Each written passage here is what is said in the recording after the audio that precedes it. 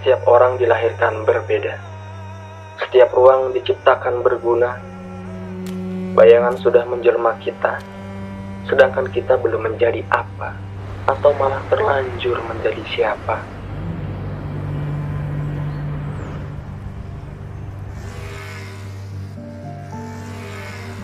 Nama saya Rahmat, umur mendekati 26 tahun. Setelah lulus dari universitas, saya menjadi seorang pekerja lepas dan juga berprofesi sebagai driver ojek online yang sampai saat ini sudah berjalan kurang lebih 2 tahun. Tapi menjadi driver ojek online itu juga bukan hal yang mudah ya, karena kan pekerjaan ini itu nggak punya gaji pokok. Pendapatan kita tergantung dari seberapa besar kinerja kita bekerja.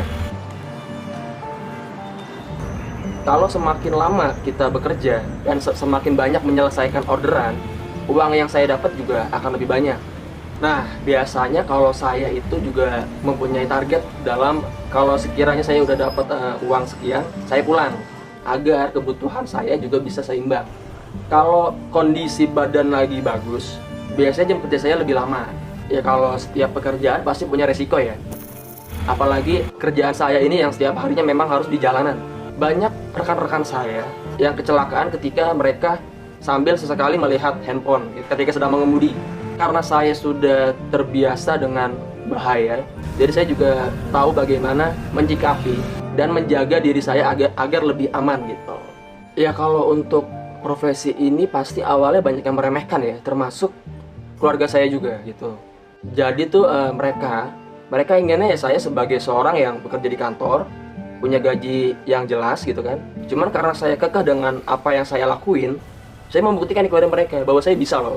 Saya bisa mencukupi diri saya bisa memenuhi kebutuhan keluarga di rumah. Akhirnya pelan-pelan mereka menerima. Kerabat-kerabat saya yang dulu juga meremehkan saya, ketika datang pandemi mereka banyak yang di PHK dari pekerjaannya. Mereka bertanya kepada saya, bagaimana cara untuk menjadi driver ojek online? Ya dengan pekerjaan ini pastinya saya menemukan banyak sekali karakter-karakter pelanggan saya ya. Pernah ada pelanggan yang memang sangat kasar terhadap saya. Walaupun sudah saya bicara dengan secara baik-baik, tapi tetap dia memberi saya rating yang kurang bagus. Tapi nggak bisa dipungkiri juga bahwa lebih banyak juga pelanggan yang mempunyai karakter baik. Mereka bersedia membagi wawasannya, mereka bersedia bertukar pikiran dan pengalaman. Agar apa? Ya, agar saya ataupun mereka dapat memperluas wawasan, dapat menerima informasi-informasi yang mungkin sebelumnya kita nggak tahu loh. Itu bisa lebih membuat kita jauh bersabar, jauh bersyukur dengan apa yang kita punya. Karena apa? Karena banyak dari pelanggan saya ataupun dari lingkungan kita ya, mereka cobaannya itu jauh lebih berat daripada apa yang kita lakuin gitu. Jadi dengan pekerjaan ini saya juga bisa menjadi orang yang lebih bersyukur. Saya juga suka menulis puisi karena pada akhirnya saya akan meninggalkan dunia ini dan seisinya. Tapi mungkin apa yang saya tulis bisa tetap hidup.